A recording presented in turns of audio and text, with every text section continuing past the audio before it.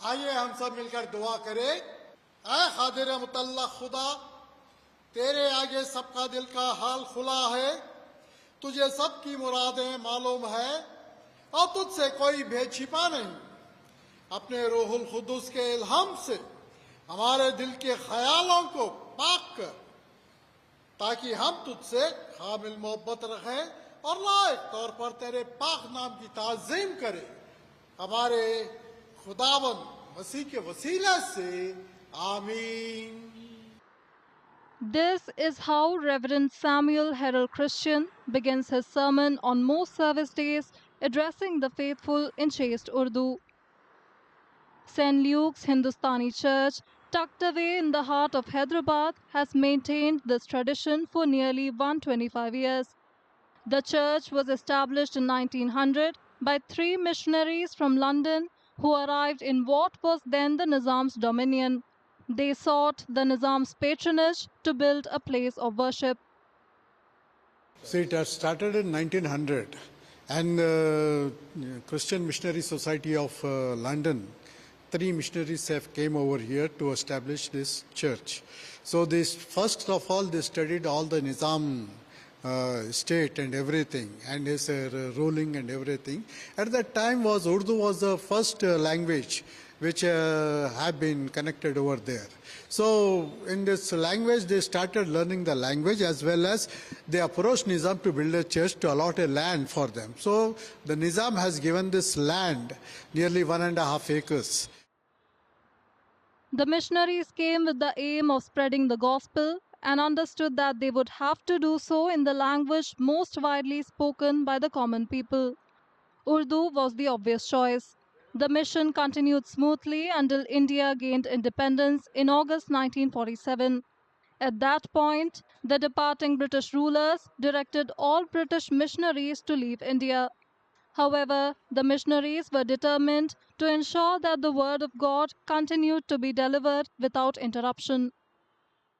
So there was a ruling came from British government stating all the missionaries and all the people, British missionaries, they have to leave India as soon as possible.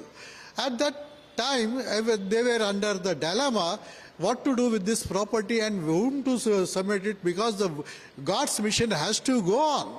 So at the 27th September 1947, Church of South India Trust Association has been formed. In that trust association, one branch is CSI, Church of South India.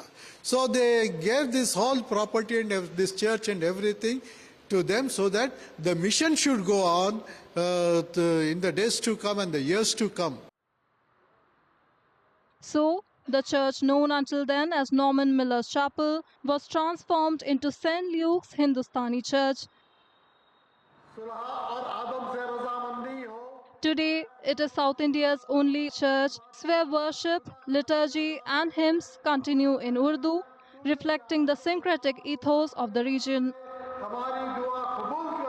As per the Church of South India is concerned, this is the first St. Luke's Hindustani church. The CSI people converted that Norman Miller's chapel into church as a St. Luke's Hindustani church. This is in Hyderabad.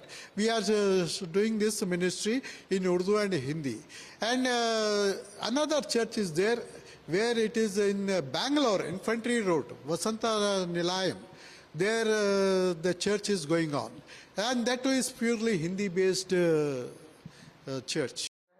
Reverend Samuel says that while the liturgy is in Urdu, sermons are delivered in Dakhani Urdu, an early and regionally distinctive form of the language that developed in the Deccan Plateau.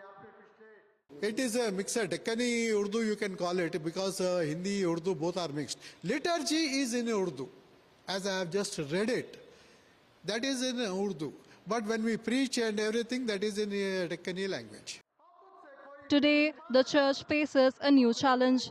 It is looking for pastors fluent in both Hindi and Urdu, skills that Reverend Samuel says are difficult to find.